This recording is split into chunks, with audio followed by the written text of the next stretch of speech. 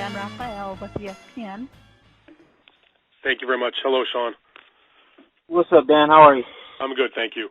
Shawn, you had a big amateur career, has been mentioned on the call, but you're only 26 years old.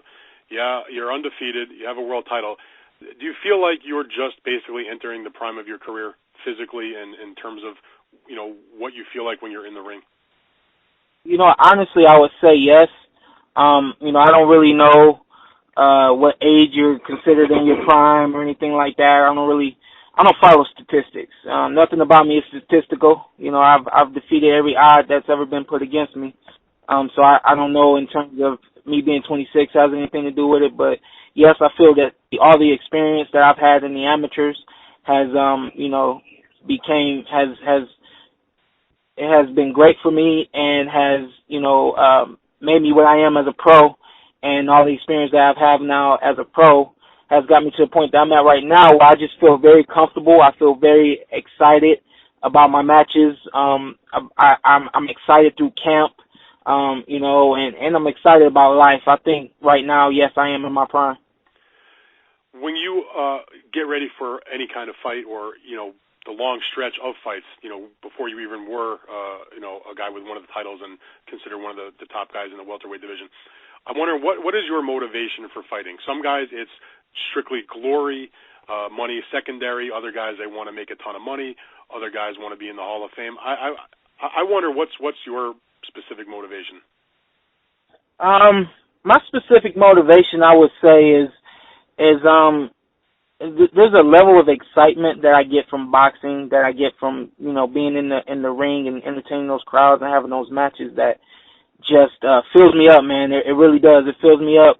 And I guess along with that would be, yes, just a great career and, the glory and all that comes with it. But I think maybe my biggest motivation is probably my dad and my family. Oh, you mean doing it for them? I mean, I know your father is with you all the time as far as Yeah, training. my dad is with me all the time. He pushes me, and we train year round. We're calling it camp right now because 6 weeks out from a fight, that's what you do. You call it a camp, but we live this. I train hard all day, every day. I hardly take any time off. Few days after a fight, and I'm right back at it because again, this is what I love to do, and you have to be prepared at all times. So what you think I know you have that heavy training schedule, that I know that you like doing it, and obviously you wouldn't be doing it if you weren't physically capable of doing so.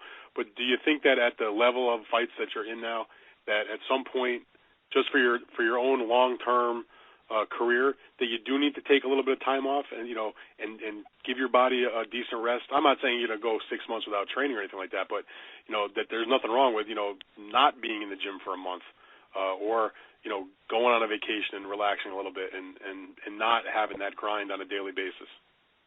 Yeah, I think most fighters would love to take a break during camp. I do that. I don't mean during camp.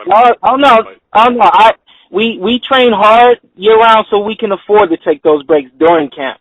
Your body needs to rejuvenate, recover, take those breaks. The other day, I didn't even hit the gym. I went and got a pedicure. I went and did some swimming, and I relaxed my body. That's what you have to do when you train hard and you stay prepared. You can afford to take those days off where it doesn't get monotonous. Training and working hard doesn't become boring or something you don't want to do.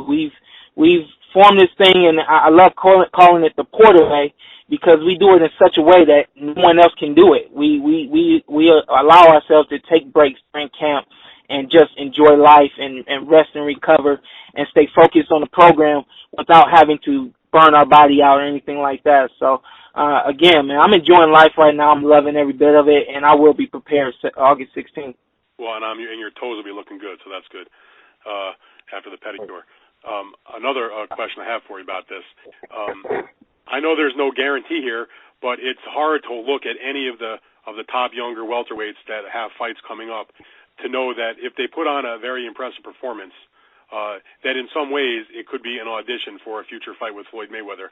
who is going to fight Maidana. It's a tough fight. If he wins, though, he's still got 2 more fights left on that Showtime contract after that, and that he's going to be in the market for opponents. It's been hard to get those guys. I don't see any reason why Shawn Porter can't put his name at least in the conversation for that kind of fight, as well as some other guys. Whether it's Keith Thurman or it was Amir Khan trying to get in there. Do you view in any way, even in the back of your mind, that if you put on an explosive, impressive performance against Kell Brook, keep your title, stay unbeaten, that in fact you become, and you also, by the way, are both with Al, that you become a serious candidate to get a fight with Mayweather? Of course you do, and you look forward to those opportunities. I don't consider my fights auditions. I consider them performances. I go out there and I give it my all.